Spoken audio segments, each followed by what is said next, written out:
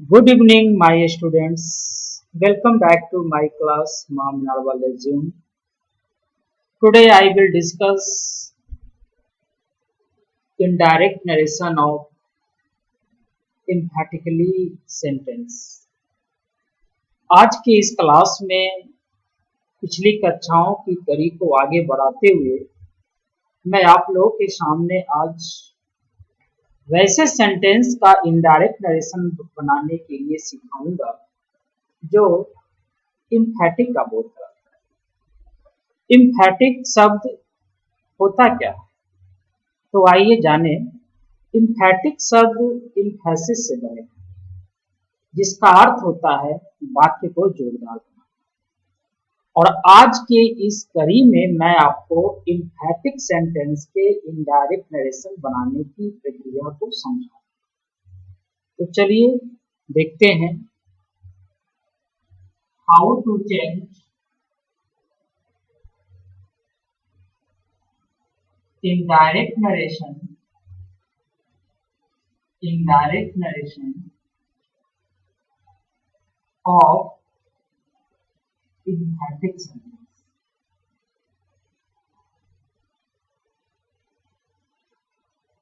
अर्थात emphatic sentence का हम इनडायरेक्ट नरेशन कैसे बनाएं। ठीक है, थोड़ा सा इंट्रो आप जान लीजिए कि emphatic सेंटेंस होता है। तो emphatic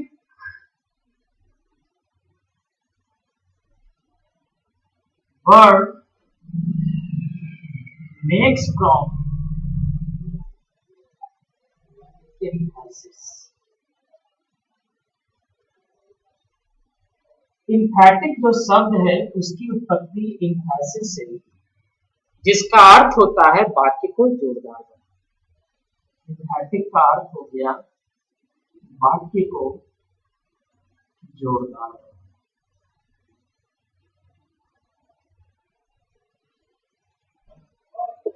जैसे एग्जाम्पल के तौर पे देखिए, मैं पढ़ता हूं। सिंपल सा है, आई रीड। लेकिन यही वाक्य अगर रहता मैं पढ़ता ही तो हूं। देखिए दूसरा है इसका, मैं पढ़ता ही तो हूं। इस वाक्य में इम्फेसिस दिया जा रहा है, इसलिए इस सेंटेंस को हम एम्फैटिक सेंटेंस। देखिए पढ़ता सिंपल प्रेजेंट का है, इसलिए डू लगाएं। उसी प्रकार सिंपल पास्ट वाले वाक्यों का अगर हमें इम्फैटिक बनाना रहेगा तो उसमें हम डिड का प्रयोग करें, क्योंकि सिंपल पास्ट का निगेटिव हम डिड से बनाते हैं। और सिंपल पास्ट का जो स्ट्रक्चर होता है वो subject plus V2 plus object होता है। इसलिए हम सिंपल पास्ट को इम्फैटिक बनाने के लिए हम डिड का, और सिंपल प्रेजेंट के वाक्यों का इम्फैटिक बनाने के लिए डू का प्रयोग करते हैं, डज का भी प्रयोग करते हैं। तो आपने मोटा मोटी जान लिया कि इम्फैटिक सेंटेंस का तात्पर्य वैसे वाक्यों से है जो किसी वाक्य के जोरदार होने का बोलता है। और इम्फैटिक शब्द की उत्पत्ति जो है वो इम्फेसिस से हुई है, जिसका अर्थ होता है वाक्य को जोरदार बनाना। जैसे आई रीड को मैंने बना दिया आई डू रीड। उसी प्रकार मैं लिखा, है ना, तो इसका आई रोट हो गया। मैं लिखा ही तो हूं, तो इसका बन गया आई डिड राइट। और जब डिड लगा देते हैं तो गिवन का। उसी प्रकार जब हम इम्फैटिक डज से बनाते हैं तो उसके बाद गिवन का प्रयोग होता है, ना कि बी का। ये मैं ट्रांसफॉर्मेशन में आपको अलग से इम्फैटिक और क्वेश्चन टैग में इन सब चीजों पे चर्चा करूंगा। अभी बात आ रही है नरेशन। तो आपने मोटा मोटी जान लिया कि इम्फैटिक सेंटेंस किसे कहते हैं, है ना। अब आइए इसे बनाते कैसे, है ना। अब है कि किसी भी इम्फैटिक सेंटेंस के डायरेक्ट नरेशन को इनडायरेक्ट नरेशन में बनाया कैसे जा सकता है। तो इसका स्टेप फर्स्ट है डू, या थोड़ा सा समझ लेंगे, डू डज डिड लगाकर वाक्य को इम्फैटिक बनाया जाए,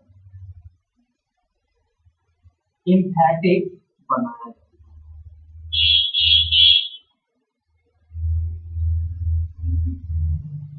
इसलिए रिपोर्टिंग वर्ब को अकॉर्डिंग टू टेंस, एक ऑब्लिक यू का मतलब हो गया according to, according to tense emphatically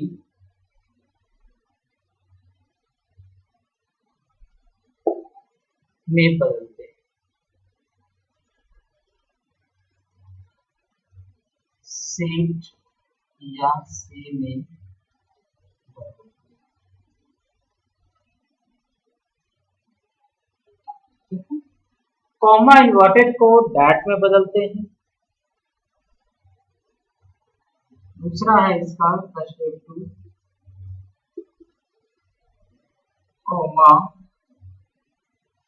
and inverted comma को कॉमास कर दीजिए, कॉमा एंड इन्वर्टेड कॉमास को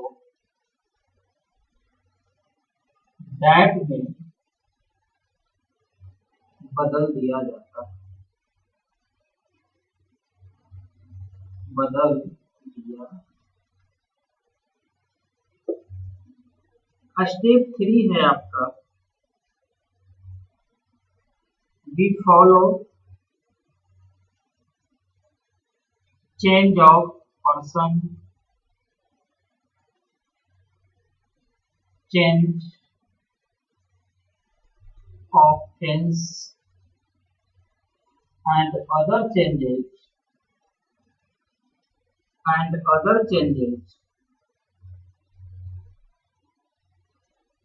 to make indirect after indirect। ठीक है, सबसे पहले देखिए करना क्या है। अगर कोई इम्पैटिक सेंटेंस का हमें इनडायरेक्ट नरेशन बनाना है तो रिपोर्टिंग वर्ब को इम्पैटिकली सेड या से में बदलते हैं।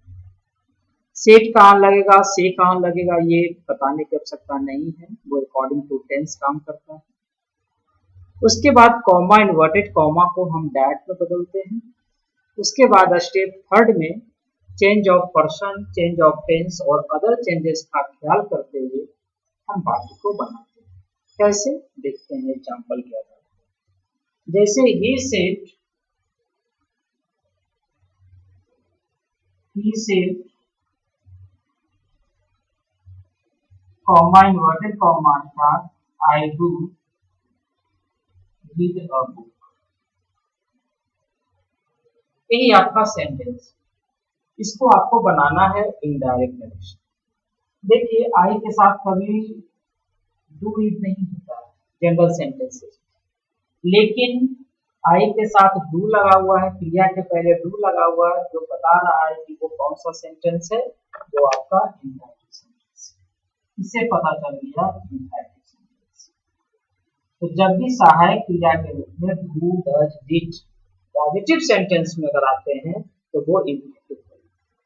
यही अगर रहता I don't read a book तो यह नेचुरल सेंटेंस है, सामान्य से रहता, क्योंकि डू और डज का प्रयोग केवल निगेटिव और इंटरोगेटिव में किया है।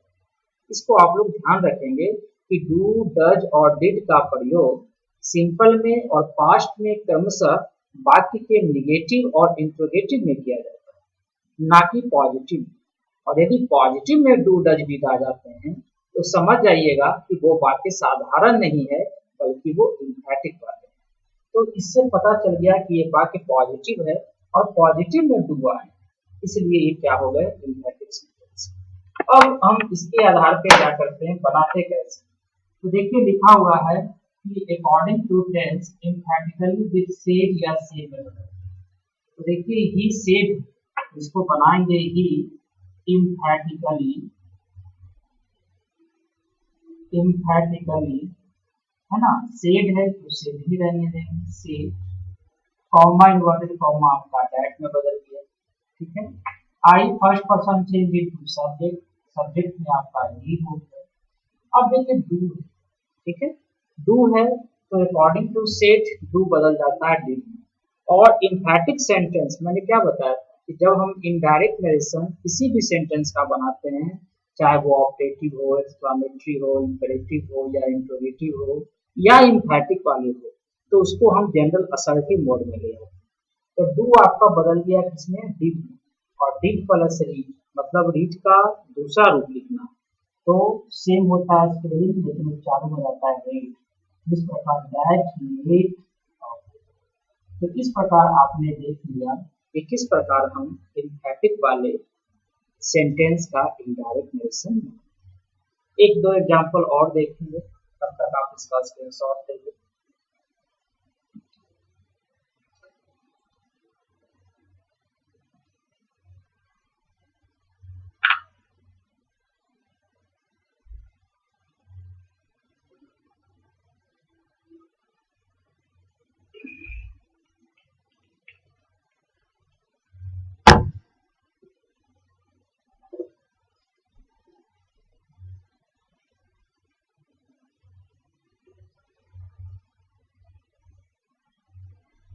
देखिए दूसरा जो आपका एग्जांपल है, वो एग्जांपल आपका है आई से comma inverted comma start I did help, I did help. इन वाक्यों में भी देखिए ये पॉजिटिव सेंटेंस है और पॉजिटिव सेंटेंस में डिड लगा दिया, जिससे पता चल गया कि ये वाक्य क्या है, एम्फैटिक सेंटेंस। तो वाक्य जब एम्फैटिक सेंटेंस के रूप में आ गए हैं तो फिर उसी फॉलो करेंगे, उसी प्रोसेस को फॉलो करेंगे। देखिए सेड है तो आई एम्फैटिकली सेड, कॉमा इन्वर्टेड कॉमा को डायरेक्ट में बदल देंगे। आई आपका first person change into subject, subject में आपका आई है तो आई ही लिखेंगे। अब देखिए डिड है, डिड क्या है, सिंपल पास्ट को डिनोट्स कराता है। और simple past according to change, according to tense, है ना, change of tense we changed did into had, है ना। मतलब सिंपल पास्ट को हम पास्ट परफेक्ट में बदल देंगे, अर्थात डिड को हम बदल देंगे आई हैड हेल्प, ठीक है। ये डिड हैड हेल्प में इसलिए बदल गया क्योंकि चेंज ऑफ टेंस में आपने पढ़ा होगा कि यदि simple sentence simple past sentence हो तो रिपोर्टेड स्पीच में उसे हम पास्ट परफेक्ट में अर्थात हैड प्लस D3 में कन्वर्ट।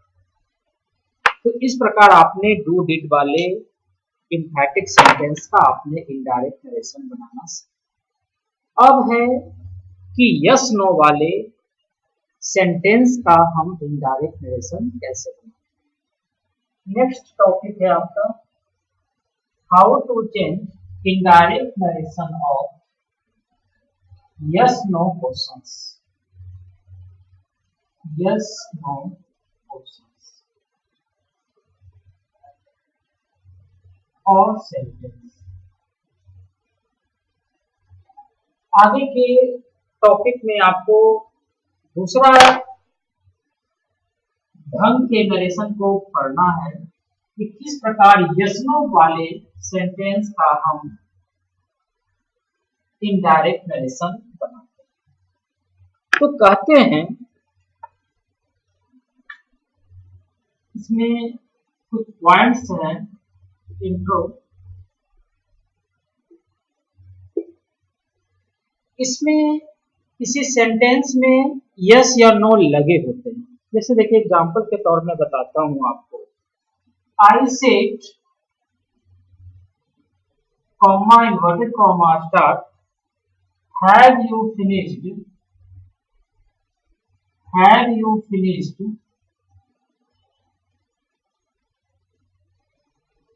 दिस बुक,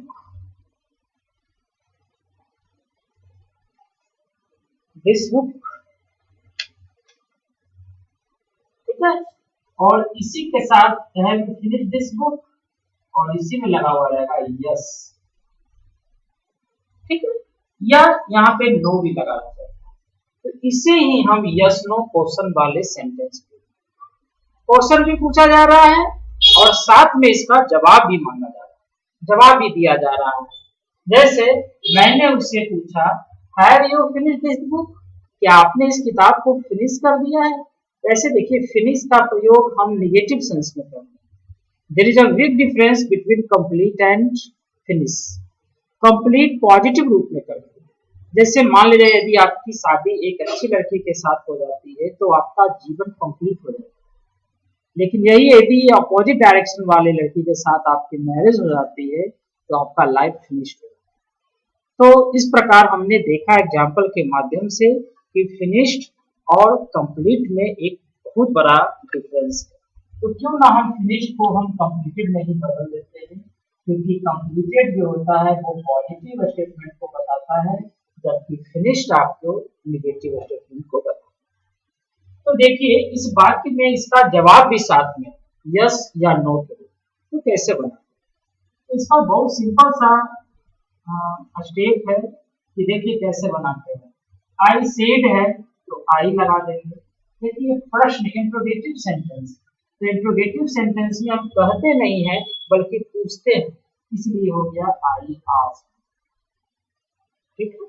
उसके बाद क्या होगा, कॉमा इन्वर्टेड कॉमा के बाद देखिए हैव, प्राइमरी एक्जुएटरी से स्टार्ट, इसलिए इसको हम इफ से स्टार्ट करें जैसे इंट्रोगेटिव सेंटेंस में बना। तो I asked if second person change into object. अब यहाँ ऑब्जेक्ट कुछ है नहीं, माना क्या जाए, तो इसके लिए हम सब्जेक्ट पे गौर करें। सब्जेक्ट आपका आई है अर्थात फर्स्ट पर्सन, तो फर्स्ट पर्सन जब भी बात करेगा तो थर्ड पर्सन से बात करेगा अर्थात ही से बात करेगा, सी भी हो सकता है। तो यहाँ पे हम क्या लगा दिए, इफ ही और हैव जो है वो अकॉर्डिंगली सेट के अनुसार मैंने बताया था ना कि इंट्रोगेटिव सेंटेंस का जब हम डायरेक्ट से इनडायरेक्ट नरेशन बनाते हैं या कन्वर्ट करते हैं तो जो मोड हो जाता है इनडायरेक्ट नरेशन का वो आपका असर्टिव मोड हो जाता है। मतलब पहले सब्जेक्ट होता है उसके बाद आपका वर्ब होता है। तो आपने पहले ही लिख दिया, उसके बाद हैड बदल गया सेंस के अनुसार हैड में, कंप्लीटेड और दिस को बदलेंगे दैट। ठीक है, ये यहाँ तक कंप्लीट हो गया। अब बचा यस और नो, तो यस को बदलते हैं एंड लगा दिए क्योंकि जोड़ रहे हैं बात को, जवाब भी साथ में एंड आई रिप्लाइड, किसने जवाब दिया है ना, he had completed that book and I replied in form। Sorry, उसने कंप्लीट किया है तो उसने ही जवाब देगा, इसलिए लिखेंगे he replied in form या। तो ध्यान आपको बस इतना ही रखना है कि यदि यस लगा रहेगा तो उसको हम बदलेंगे एंड रिप्लाइड हिम अफर्मेटिव, और यदि नो लगा रहेगा तो लिखेंगे बट रिप्लाइड इन।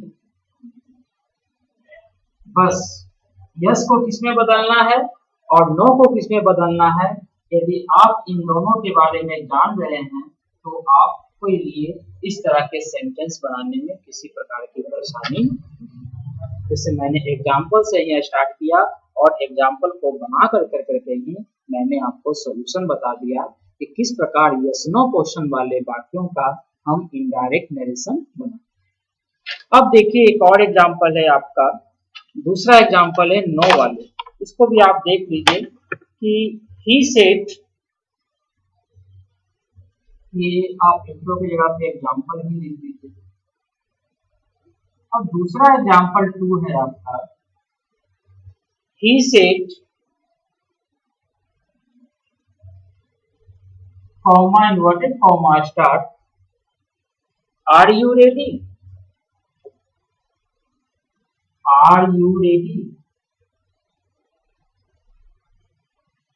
नो। कैसे बनाएंगे?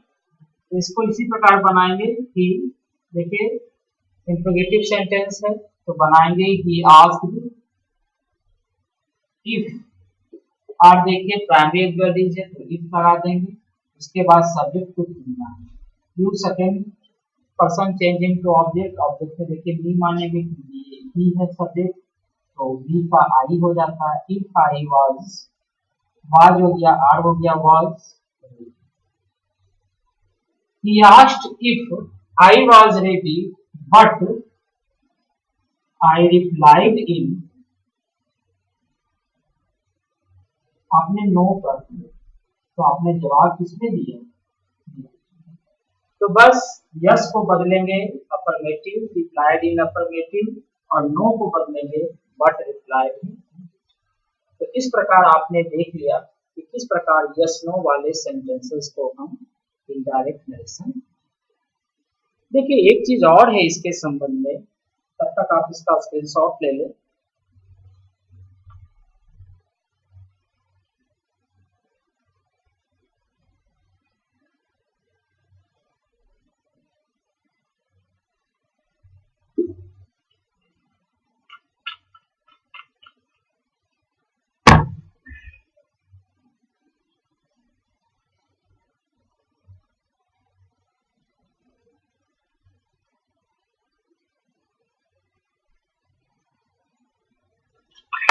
देखिए नोट क्या है आपका,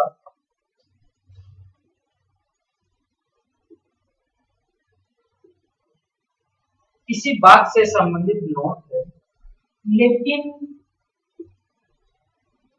क्या लेकिन यही हो गया कि जैसे यस को हम जो बदलते हैं रिप्लाइड इन अफर्मेटिव और नो को बदलते हैं रिप्लाइड इन नेगेटिव, उसी लेकिन की बात कर रहा हूं कि लेकिन यह तरीका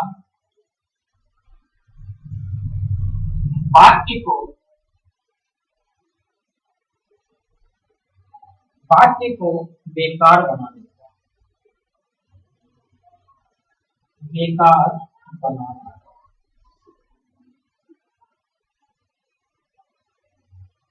इसलिए अच्छा तरीका यह है कि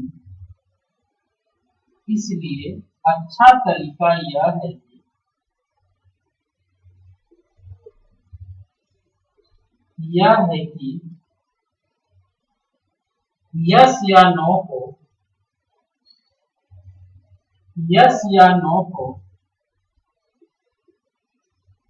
फ्रेज या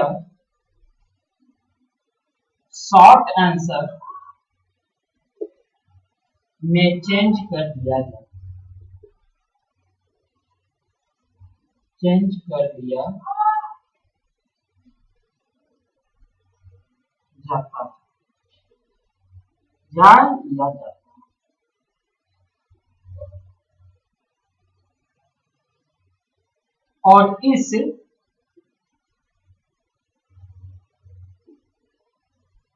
और इस शॉर्ट आंसर का टेंस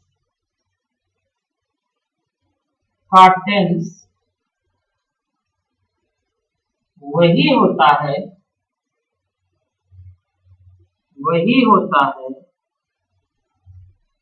जो क्वेश्चंस का।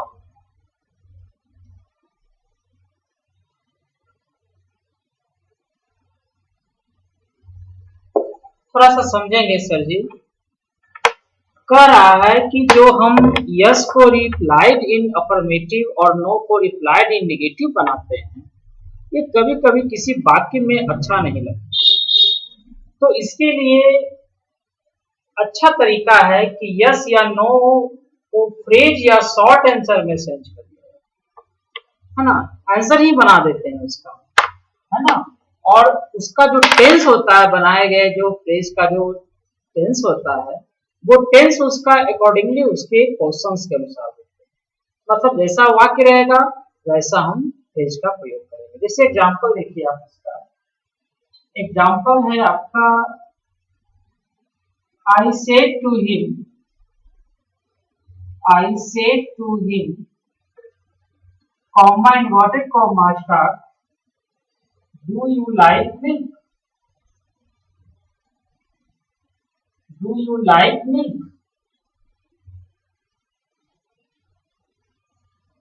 Yes. ठीक है, इसको कैसे बनाएंगे कि he I said to him do you like milk? Yes. तो देखिए सिंपल सा है, आई सेड है, इसको इंट्रोगेटिव सेंटेंस है तो बना लेंगे I asked. Comma inverted comma को इफ में बदलेंगे क्योंकि डू डज भी प्राइमरी वर्ब।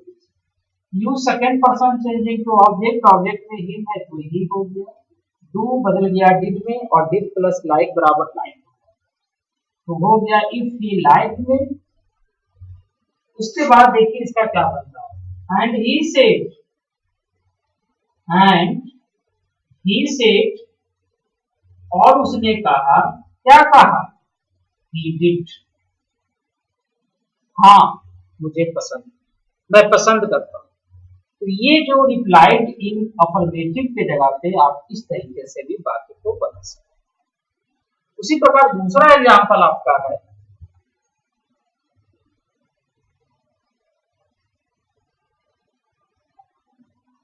जैसे देखिए आई सेड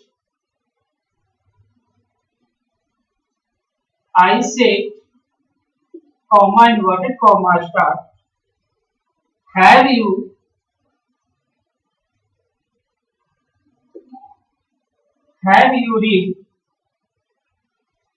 रेड पढ़ेंगे, सॉरी, क्योंकि रीड का तीसरा रूप भी रेड होता है। Have you read Shakespeare?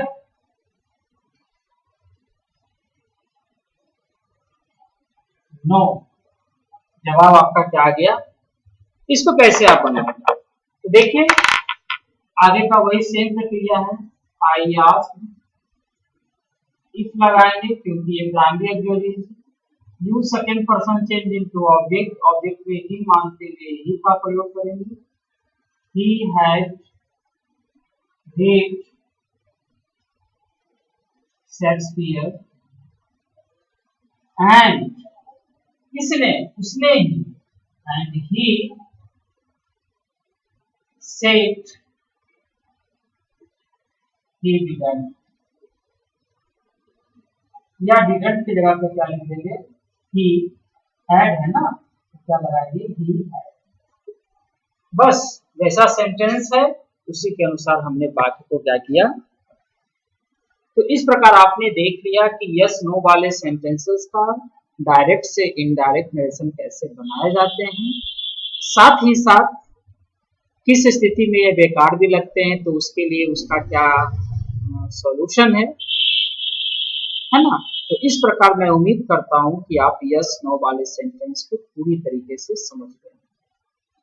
अब नरेशन में एक और पार्ट बचा हुआ है या एक और तरह के सेंटेंस बचे हुए हैं कि जो मॉडल एक्सक्लूसिव होते हैं, है ना, जिन्हें हम मोडाल्स कहते हैं, उनका हम डायरेक्ट से इनडायरेक्ट नरेशन कैसे बनाएं। तो आइए अब इस पे चर्चा करते हैं।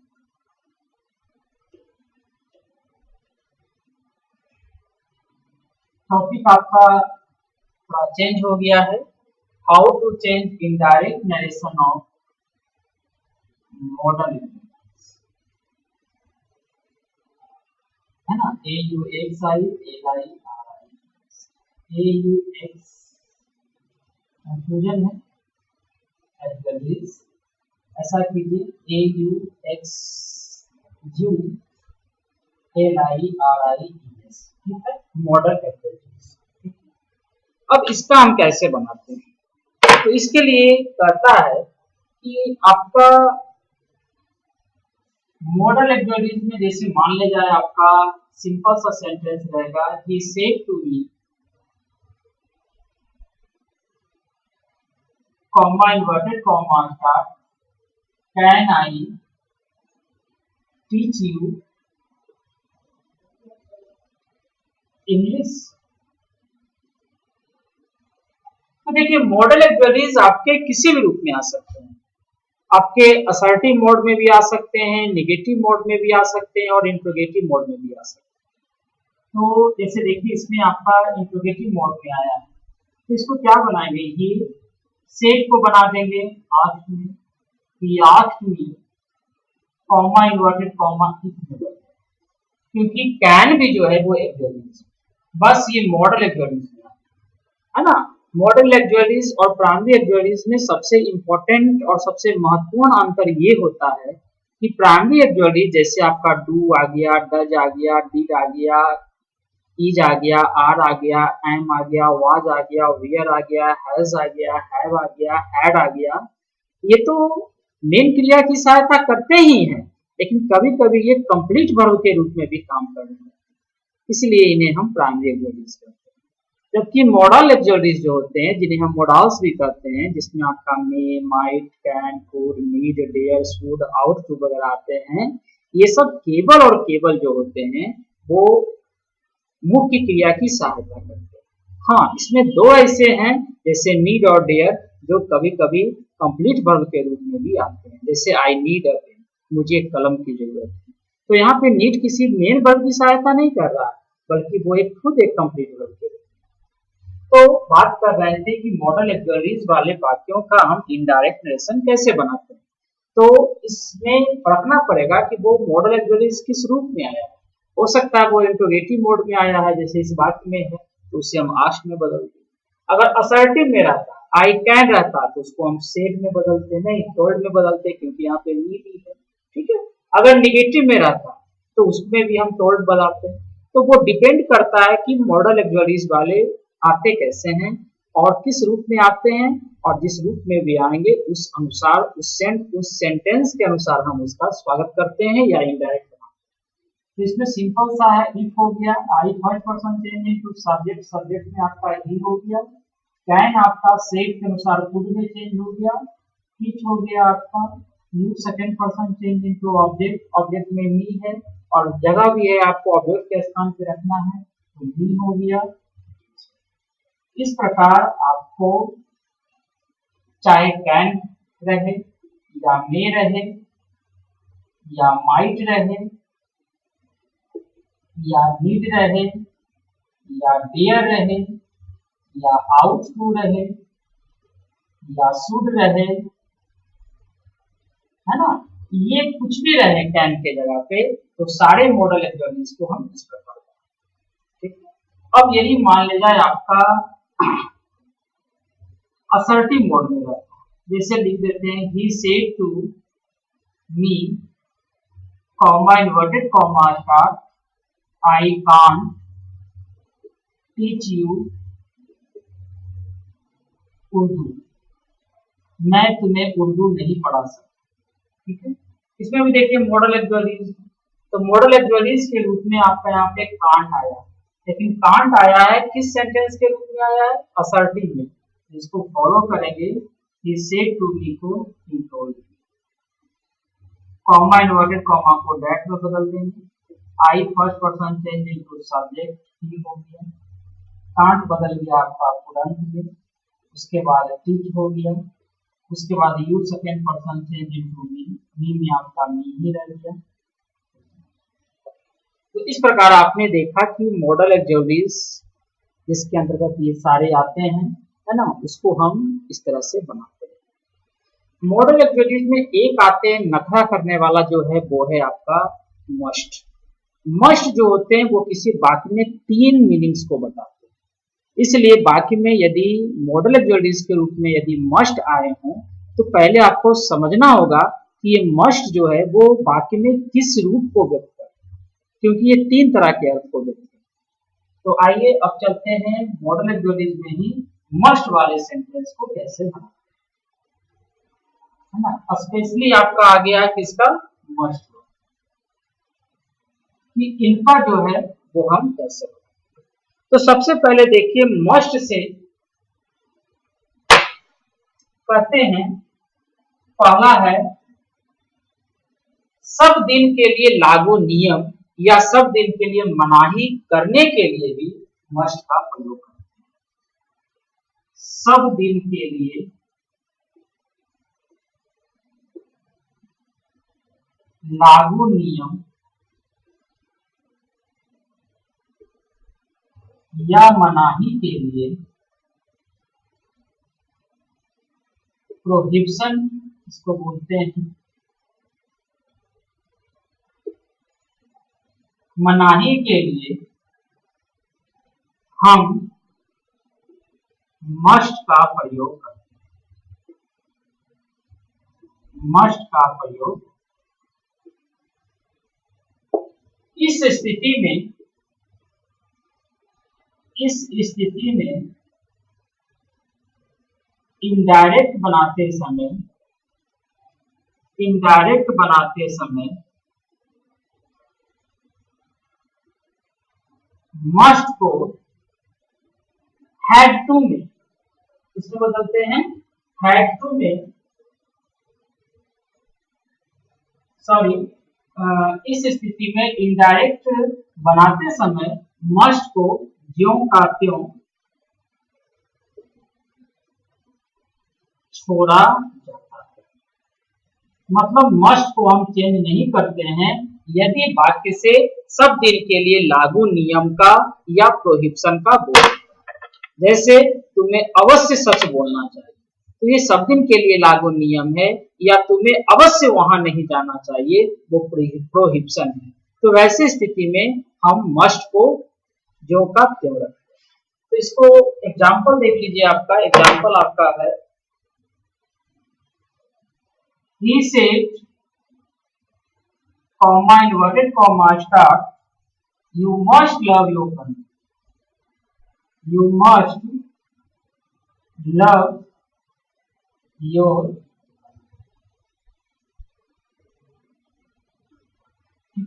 तो इसको कैसे बनाएंगे, देखिए ही है, सेड है तो सेड ही रहने देंगे, असर्टिव सेंटेंस है, डायरेक्ट है, use second person change into object, object में भी मानते हुए आई लिखेंगे, मस्ट लव माई।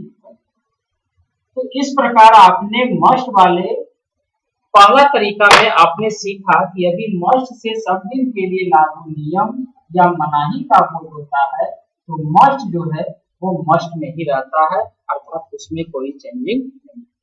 अब आते हैं इसके दूसरे स्टेज, तब तक आप इसका स्क्रीनशॉट ले लें।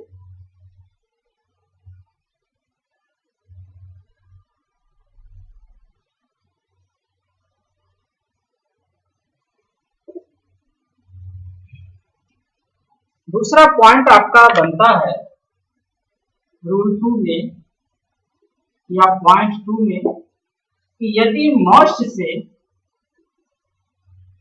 मस्ट वाले वाक्यों से आवश्यकता या नेसेसिटी का बोध होता है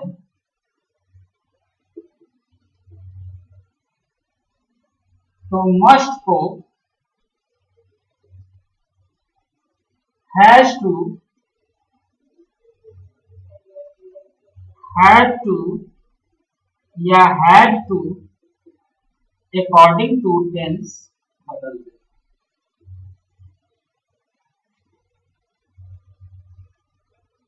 ऐसा कब करते हैं? ऐसा उस स्थिति में करते हैं जब मस्ट से नेसेसिटी का बोध है। जैसे एग्जांपल आपका है, he says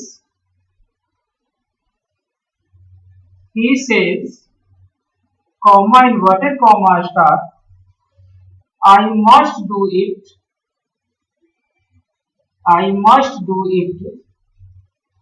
at once। कहते हैं, वह कहता है कि मैं इसे एक बार अवश्य करूंगा। ठीक है, मस्ट का मतलब इससे अवश्य होने का बोध हो रहा है, नेसेसिटी का बोध हो रहा है। तो इस स्थिति में हम क्या करेंगे, he says के बाद ऑब्जेक्ट रहता तो बिल्कुल टेंस में बदल देते हैं, कॉमा इन्वर्टेड कॉमा को डैट में बदल दिए, I first person change into subject, subject में आपका आई। अब देखिए मस्ट, तो मस्ट को हमको बदलना है अकॉर्डिंग टू हैज टेंस के अनुसार। तो सेज है तो सेज के लिए आपको या तो हैज टू में बदलना होगा या हैव टू में बदलना होगा।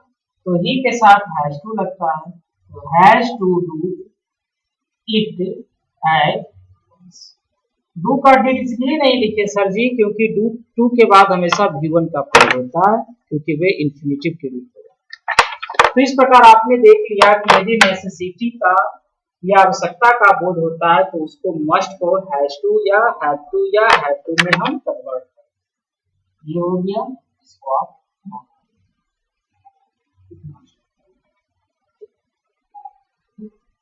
अब आते हैं बारी तीसरी तरह के कंपल्सन। देखिए तीसरा रूल है आपका मस्ट से संबंधित कि यदि मस्ट वाले वाक्यों से यदि मस्ट वाले वाक्यों से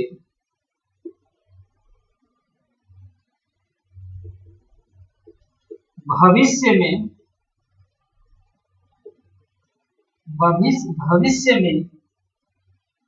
नेसेसिटी की या का बोध होता है तो उस स्थिति में इनडायरेक्ट बनाते समय मस्ट को विल हैव टू में चेंज कर दिया।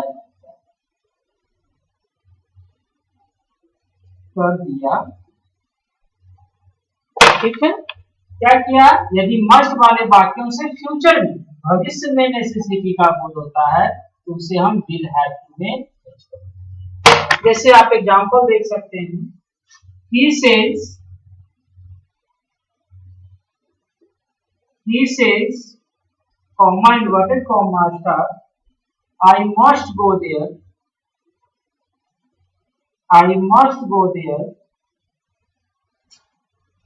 in a month